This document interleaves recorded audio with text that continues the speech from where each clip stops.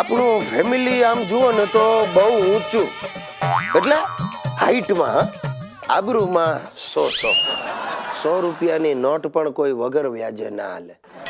અને માગીએ તો કોની પાસે? અમારી આખી સોસાયટી ભૂખડી બારસોથી જ ભરેલી છે. આ તમે નહીં માનો, આ એક જ સોસાયટી એવી હશે જ્યાં એક જ છાપું આવે. સવારથી ચાલુ થાય તે સાંજે બધા ફ્લેટમાં ફરતું ફરતું લીરા નીકળી જાય. અરે શું થાય પણ હવે.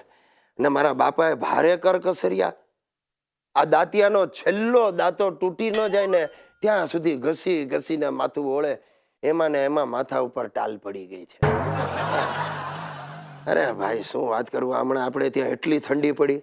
આ શિયાળામાં કેવી ઠંડી, જાલિમ ઠંડી. મારા દાદાનું ચોકઠું તો ડબ્બીમાં એમ કડકડ કડકડ કડકડ થતું હતું. તે હમણાં ઉત્તરાયણ પછી 2 દિવસ જરા ઠંડી ઓછી થઈ ગઈ ને ત્યારે અમારું આખું ફેમિલી ઠંડા પાણીએ નાયું. વીજળીની બચત. હવે તમને એમ થતું હશે કે બાકીના 28 દિવસ અમે ગીઝર ચાલુ કરીને ધગધગતા પાણીએ નાયા હોઈશું. નો, યુ આર રોંગ. 28 દિવસ સુધી અમારું આખું ફેમિલી નાયું જ નહીં. આને કહેવાય કરકસર. આ બીજો દાખલો દઉં ને, આ હું એક્ઝામ આપવા જાઉં ને ત્યારે મારા બાપા સવારથી મારી પાછળ પાછળ ફરે. ગ્રીસ્યા, સ્પીડ રાખજે, લખવામાં સ્પીડ રાખજે. મેં કહ્યું પણ શું કામ બાપા? મને કે ડોબા, રિફિલ ખલાસ થઈ જાય ને એ પહેલા પેપર પતી જવું જોઈએ.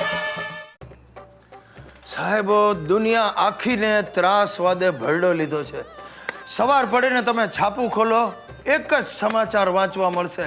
ફલાણી જગ્યાએ બોમ્બ ફાટ્યો, ફલાણી જગ્યાએ ત્રાસવાદીઓએ હુમલો કર્યો. હેરાન થઈ જાય. અને મારા તો ઘરમાં જ ત્રાસવાદીઓ હરે ફરે છે. આ મારો હિતિયો, મારા બાપા ને મારા દાદાજી, આ ત્રણેયને મેં ઉછેરેલા ત્રાસવાદીઓ છે.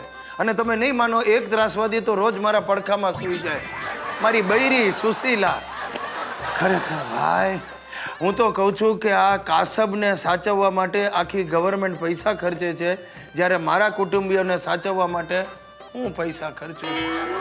રોજ સવાર પડે ને નવા નવા હુમલા કરે છે. હુમલા? ક્યાં હુમલા? કોણે કર્યા? કેમ કર્યા? ગિરિયા, કોણે હુમલા કર્યા? એ ભાઈ લુખેશ, તું હુમલો ના કરીશ.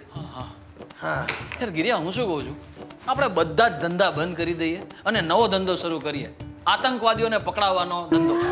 અરે તું નહીં માને, એક આતંકવાદીને માથે 5 લાખ, 10 લાખ, 25 લાખના ઇનામ હોય છે.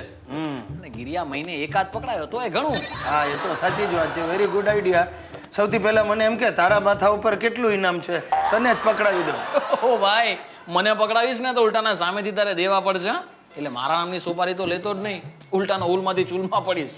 લુખિયા લુખિયા, તું કોઈ દિવસ નહીં સુધરે. હા તો પણ ગિરિયા, મેં ક્યાં સુધારા કેન્દ્ર શરૂ કર્યું છે? હવે તું મને એક વસ્તુ કે, આતંકવાદી જાણકારી કેન્દ્રમાં તારે મારી સાથે રહેવું છે કે નહીં? આતંકવાદી જાણકારી કેન્દ્ર, આઈડિયા ખોટો નથી લુખેશ. પણ જો ભાઈ, આપણે કાંઈ પણ હવે ધંધો શરૂ કરીએ ને પહેલા ટર્મ્સ કન્ડિશન એકદમ ક્લિયર હોવી જોઈએ. બોલી દે. ટર્મ્સ કન્ડિશનમાં આપણે સૌથી પહેલા તો 50-50. હા, તારા ઘરમાં એક સરસ મજાનું ટેબલ ગોઠવી અને આતંકવાદી જાણકારી કેન્દ્ર આપણે શરૂ કરીએ. એ ભાઈ એક મિનિટ, મારા ઘરમાં શું કામ? અરે ભાઈ, મારા ઘરમાં ટેબલ રાખશું તો આપણે બંને ઘરની બહાર ઊભા રહેવું પડશે. એ સાચું. બરાબર. આપણે કામ કરીએ, હમણાં ને હમણાં સેલમાં જઈને એક સરસ મજાનું ટેબલ લઈ આવીએ. હા, લાવ 6000 રૂપિયા. 6000 રૂપિયાનું ટેબલ હા. આતંકવાદીને પકડાવવા માટે? કાંઈ નહીં, આટલા બધા ધખારા નથી કરવા. ઉભો રહે. જો ભાઈ 50-50 વાત કરી છે ને, હું તને 2000 રૂપિયા આપું છું, ટેબલ લઈ લે. કાંઈ વાંધો નહીં, હું તો જઉં છું કોઈ ભંગારવાળા પાસે અને જૂનું ટેબલ લઈ આવું છું. હા ભલે. અને સાંભળ, હે ગિરિયા સાંભળ, જલ્દી આતંકવાદીઓના છાપામાંથી એક લિસ્ટ બનાવ, કોના ઉપર કેટલું ઇનામ છે એ બધાનું ટોટલ કર. હું તારા ઘરે જઈને ટેબલ ગોઠવાવું છું. ઓકે? ભલે ભલે ભલે.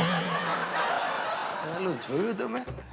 આ લુકેશ ભલે આમ ગમે તેવો પણ એનું ભેજું ફળદ્રુપ છે. હવે તમને આવો વિચાર આવે? આતંકવાદી જાણકારી કેન્દ્ર બનાવો લિસ્ટ. ગુજ્જુભાઈ, ગિરીશ કુમાર, રૂપિયા 25,000નું ઇનામ. એક આતંકવાદી ભંગારવાળાના વેશમાં જૂની પુરાણી વસ્તુઓમાં બોમ્બ ફિટ કરીને લોકોને વેચે છે. એની જાતને આ તો ફસાયા. આ તો મારા જ ઘરમાં બોમ્બ ફાટશે ને ઘર જશે ધડાકે, અને કદાચ મારે જ કાસબની બાજુમાં બેસવાના વાર આવશે. લુકેશ, લુકેશ, એ માં,